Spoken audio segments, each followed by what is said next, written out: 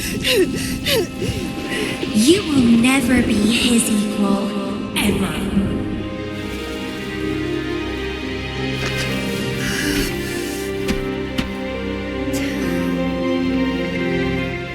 Hey everyone, welcome back to the channel. I'm RevPGs and we're back with another review on Wuthering Waves. It hasn't been long since we last discussed the previous update and we reviewed 1.3, so we're not going to go over the topics we've already spoken about if there's no changes. Say if there's no new changes to the combat in this update, I won't be speaking about that.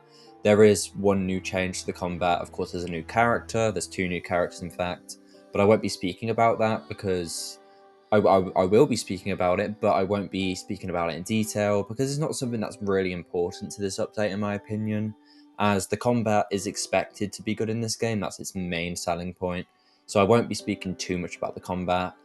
I'll mainly be speaking about the story in this game for the new update, and I'm going to be speaking about new added features. So anything in the previous update that was added or just in the game beforehand, I won't be speaking about again, because of course I want to review this update specifically, the new add-ons, the new content, the new story. Everything here is going to be exactly on version 1.4 for Wuthering Waves, so let's get into it and start off with the story. Shut up!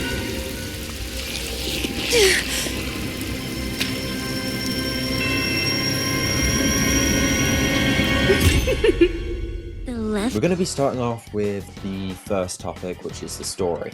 This is going to be the largest section of the video, and I really just want to go into detail about the story for this update specifically. There's the event story, which I won't be talking about just yet. I'll move on to that after. But the main story for this update is not a main quest. It's a story quest for a character, companion quest I believe they're called in Wuthering Waves, similar to a story quest in Genshin, or just a character quest in any other gacha game you could think of. These are pretty much like your massive focused quests that focus on a specific character. Usually that character comes out in the same version as their character quest, but sometimes they do it a bit later. But anyway, that's irrelevant at the minute. I can honestly say this is my favourite story quest out of any gacha game, mainly because of the pacing. It's not the best in terms of the storytelling, if that makes any sense. It doesn't really do anything overly special. It's super sad, it's super good, and you know, I really enjoyed finding out more about Camellia, you know, one of the most mysterious characters in the game. One of my favorites, probably is my favorite now actually, now that I think about it, after playing the story. You know, learning more about her backstory, why she is like she is. It was great, it was brilliant, the character development was fucking amazing.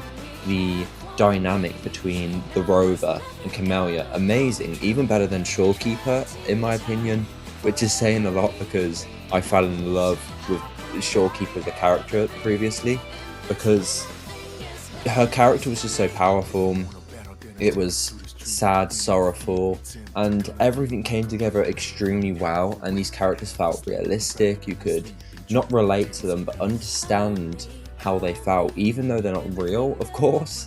I'm not saying that, but it's nice to be able to feel something from a story and actually care for the characters, because I've noticed a lot of gacha games, you don't give a shit about the character if they die. I mean, who cares? You still get to play as them because you've gotten them in the gacha game. But that's something I do think games should do more, in my opinion, is kill off playable characters more, you know, and take things in a more serious route, which I feel like Wuwa probably will, similar to Honkai Impact, where they kill off some of the main cast, and some other games do it as well. It's not a very common thing, but I do think there is some characters in the game that currently have some very, very large death flags, personally, for me. But again, that's not really relevant right now. It's just, this story quest was so good in terms of the pacing. It wasn't too long. They didn't waste any of my time. I was invested the whole entire time. If it was like a 2-hour quest, probably wouldn't be as invested, because 2 hours is a lot of time to learn about one character. If, you know, the information isn't that interesting. But in this case, even if it was 2, 3, 4 hours, I still would have enjoyed it, because I enjoy Camellia as a character, and I just enjoyed this arc overall, and I'm hoping to see more from her in the future, because it was kind of a cliffhanger at the end of it. You know, you end things and that's it pretty much. I won't spoil anything, but if you want to play it for yourself, brilliant, go ahead, because it is great. You will probably most likely enjoy it. I usually don't play every character story quest in gacha games, especially Genshin, which I've quit, but the reason being I've quit is because there's too much to do in terms of story, and it's hours and hours of talking, and in the end you get like 2 cutscenes, you're like, oh, that's sad, and then you just move on from that character and you never really think about their backstory again. But with this one, it sticks completely, and I do think the storytelling in Wuwa is going in a really good direction. You've got high emotion set from the start, you've got great storytelling, great pacing, and it just keeps getting better, which is what you want from a game like this. Alright, moving on, because I've spoken quite a bit about how I feel about her story quest. Let's move on to the event story.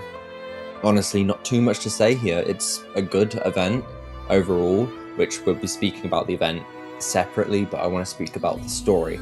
The story is, yeah, it's not the best, but it's an event. It's not meant to be anything crazy. It's got some lore drops, I assume. I haven't fully finished it yet, so I can't really say too much about it. But overall, I'm enjoying the story for the latest event. It is going to be a permanent event, which means the rewards will be limited, but the story itself for the event and the gameplay will always be in the game, which is always a great thing in my opinion, because it kind of annoys me. Say if you're on the PlayStation and you don't have a PC, you don't have a good enough phone to run Wuthering Waves, and you miss, how many updates so far? There's been 4, which means you're missing months of content by the time the PlayStation 4 or 5 port comes out. I'm not too sure what they're doing there. And you're missing all this story, all this backstory about the characters. You don't meet as many NPCs, so if you see them later on in the game, you're like, who the fuck is this? And you really don't know what's going on. That's a problem I have with Genshin, is they will have a bunch of good events. The story is brilliant in the events, not so much recently, I won't lie. But it's annoying because if you miss it, you miss it. You don't really know anything about the story when you come back to it, so you have to watch someone else play it, or you have to just watch like a recap video, which is fine in some ways, but at the same time, is it? Because you're missing out on some of the biggest lore drops in the game. And that's great here, that they're finally, integrating permanent story to the game using events, meaning that these events do matter in terms of the plot and the overall story. So yeah, I'm not going to be rating the story, and we're not going to be rating any of these topics separately. We're going to get to the next topic, say what I like and dislike about it, and then we're going to move on. But I do want to say one thing about the story is there were some minor bugs, I would say, with the dialogue, but that's, that's something I'm assuming they'll patch, where sometimes the main character will be speaking and then he gets cut off randomly. I don't like it in games as well when, say you're in a story moment and you're walking through an alleyway or whatever you're doing, and then you're speaking to another character, and then you walk a bit too fast and then it skips to the next line of dialogue before you can even hear the one before it, because you've gotten to that area where the next dialogue starts. I think the pacing could be better in terms of that, because you could miss, an important little one-liner that, reveals something, or you could miss, like a funny joke. There's not really many funny jokes in any gacha games, to be honest. I don't really find many of them funny. But yeah, you get the point. The story is great, and there are some things that could be improved, but again, it's not a main story quest, so I'm not really gonna fault it for being not completely perfect. If I was gonna rate this, I would give it a 10 out of 10, but we're not going to be giving ratings in this video, nor am I going to be giving ratings from here on out in terms of each topic. I'm going to talk about them, then we're going to move on, and then we're going to do the final verdict. Anyway, I need to stop talking and we need to move on to the next topic, which will be the event and combat. which will be combined into two different parts because, you know, there's not a lot of information and I don't want this video to be way too long. I want it to be easy for you guys to digest and fun for you guys to listen to. So without further ado, let's get into the next part.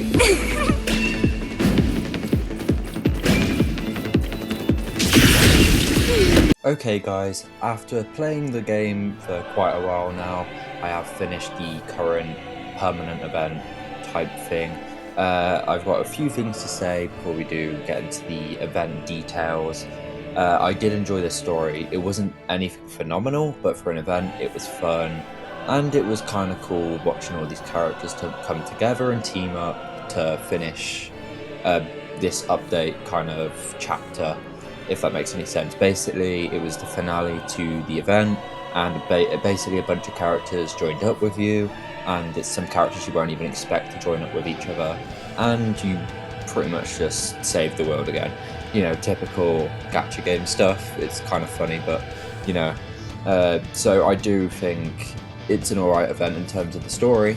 So, you know, changing from a previous topic, a change of opinion.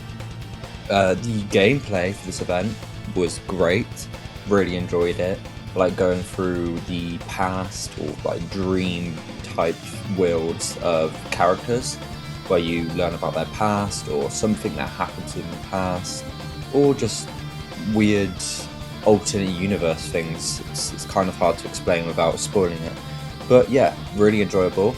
The gameplay overall was fun. You've got this new little tri-attack type thing where you link with 3 characters, and instead of doing all of their ultimates separately, you do them one at a time, obviously separately still, but then it combines them into 3, which makes a massive ultimate attack, and all 3 ultimates happen at the same time, which pretty much means you're going to have an overflow of a massive amount of damage from 2 other characters' ultimates, your own ultimate, and also doing basic attacks, and they follow you around in battle. It's almost like you're playing, you know, games like Tales of Arise where you don't control your other party members, they just fight with you. Of course, in Tales of Arise you can switch to each party member during battle, and you know, other RPGs do this where you'll be in battle, your teammates will be following behind you, usually an action game thing. You know, most turn-based games aren't auto battle, unlike Persona 3, the original. We're not going to go there. But yeah, I found that extremely fun and engaging. There was some other things with the event. You've got your combat part of the event, you've got your exploration part of the event, you've got the story part, of course. You've also got this like racing type thing where you have to grab all of these like paw print things, and it gives you a speed boost, and you have to hit all these enemies, and you have to close a door. I forget the name of the door. That was super fun too. There's only like 5 or 6 of them, but they were super fun. I enjoyed them, and that's, you know, that gives value to playing it. We've also got 4-star weapon in the event rewards for the permanent event.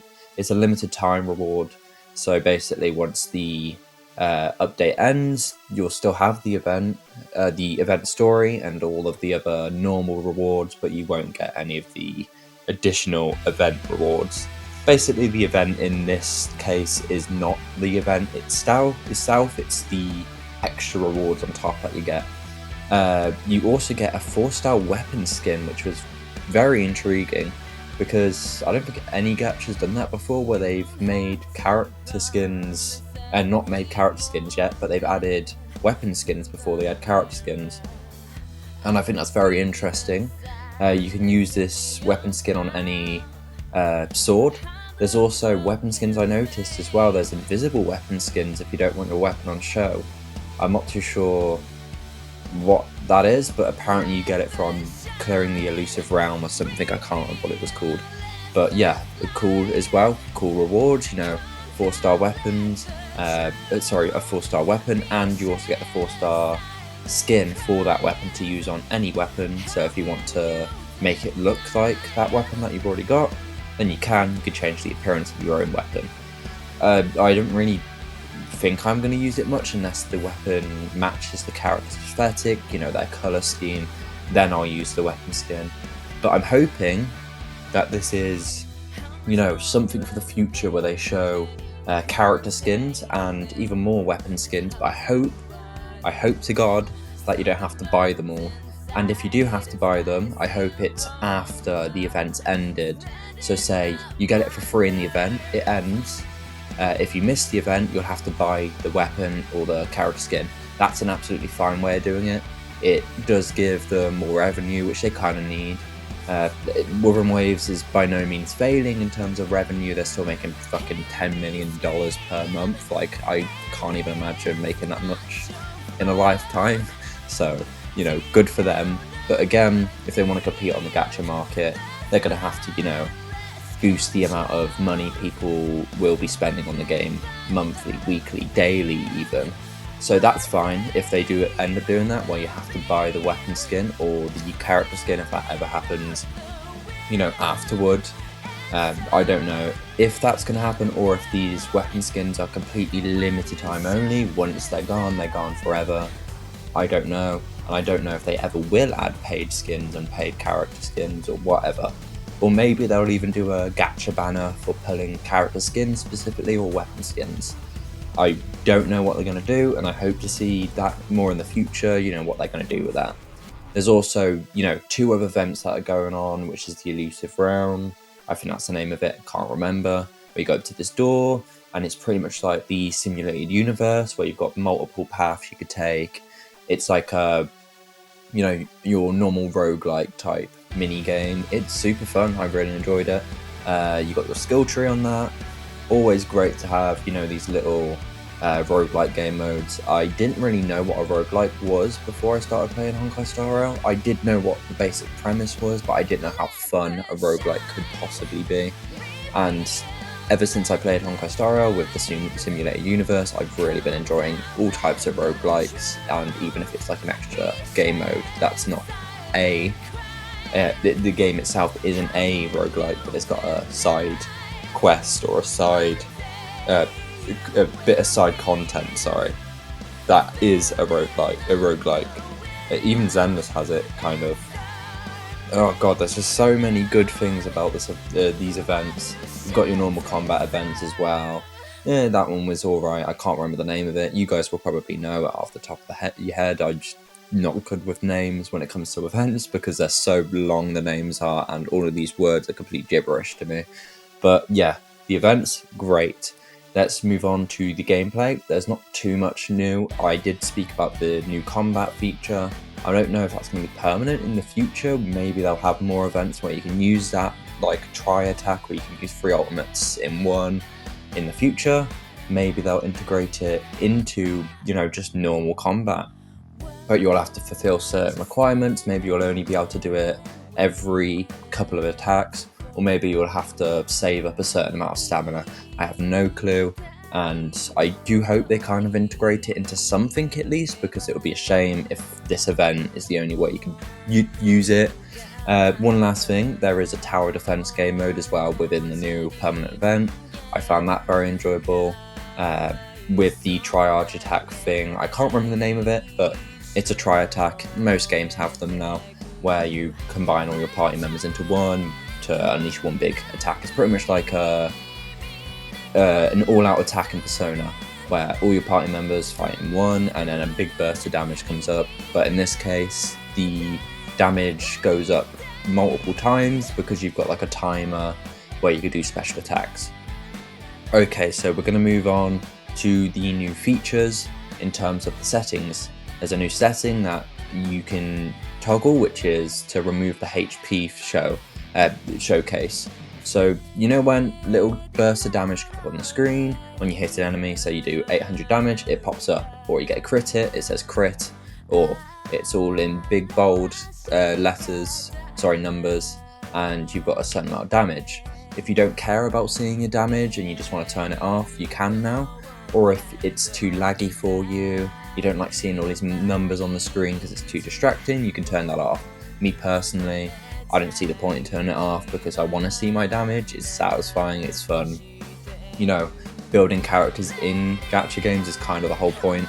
So you've got to, you know, see how much damage you're doing to check out how good your character is. But I guess you've got the HP bar anyway, so if you don't really care, or if you've already tested out your characters enough and you know how good they are, maybe you could turn it off if you want.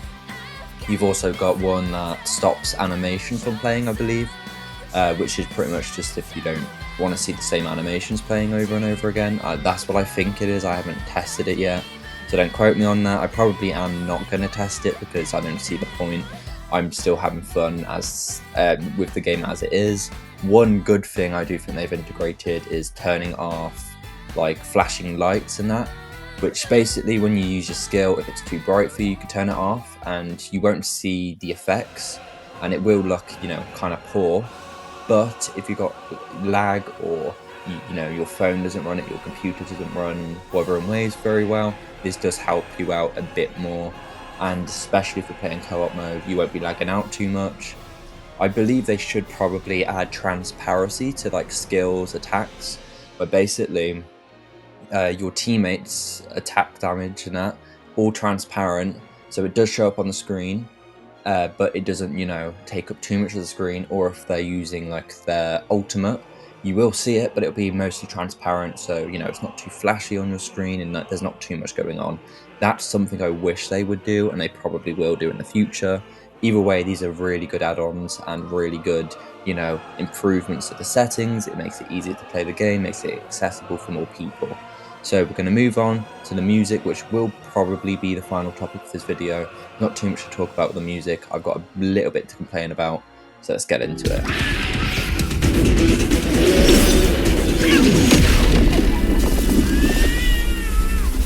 Okay guys, because this video is already getting long, we're not going to have a separate section for the music and a few other things. We're just going to go straight to the final verdict. I am still going to be speaking about the music. It was mostly great, honestly. It was emotional. The music fit everything perfectly fine. It wasn't the best music I've heard from the game, but it's not the worst either. It's perfectly fine, but very forgettable. I will say though, the last song that played during the final scene was god-awful. The music itself was fine, but the lyrics were horrible. It was like I was listening to some High School Musical ending song music. I don't know why it was so bad, and yeah, I am insulting High School Musical. Kill me if you want to, but you know, in a game like this, where it's meant to be a serious moment, you can't help but laugh about how bad it was. I had to mute the music because it was annoying me. The lyricism was terrible.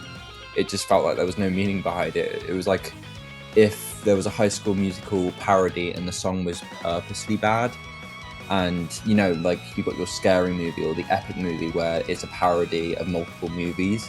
That's kind of what it felt like. The final song for Canalia, it's sort of like a theme song. It was awful and I did not like it whatsoever. You can say whatever you want in the comments, that's completely fine, but I'm going to be completely honest here. I hated it, didn't like it whatsoever. And if it happens again and they give us some horrible, shitty lyrics again, I will probably not enjoy the music very much. It's similar to the Nicole theme song. I hated it in Zenless. I don't like these cringy sounding girly pop songs that make no sense. And I'm not saying girly pop to actually insult girly pop. It's girly pop wannabe, okay?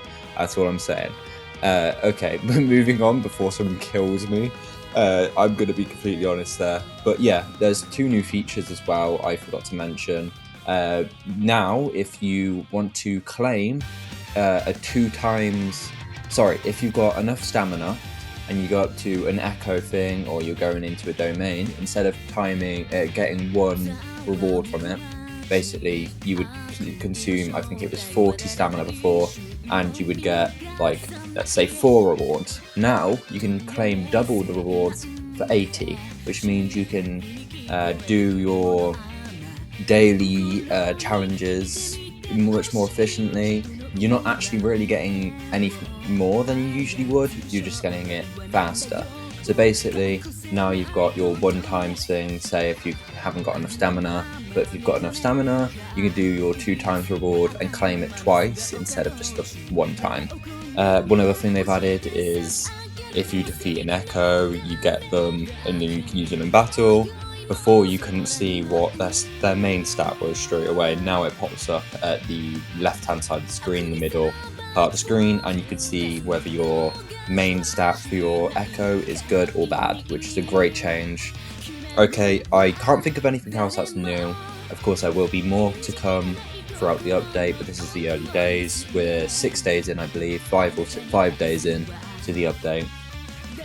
Very much enjoying it. I would have made this a longer video, but at the same time, I want you guys to digest the information and not get bored. I'm hoping you're liking my new style of commentary where I'm getting straight into the details, I'm not wasting any time, and I'm, being descriptive. So yeah, let's get into the final verdict. So I will be giving Wuthering Waves 1.4 and 9.5 out of 10. The reason it's not a 10 out of 10 is because of that last song. I'm not even joking. I hated it so much, it's brought it down by 0.5 stars. Not much, but I'm a big enjoyer of music in my games. If a game's music is bad but the story's good, I don't care. Okay, I'm sorry. Good music has to go along with a good story, otherwise you don't feel the emotion. Every scene just feels shit. That's how it felt. It was meant to be this powerful moment, but it wasn't, because it was ruined by high schooler writes their own fan fiction music for a certain character. It felt like an old school YouTube parody song, and it was awful.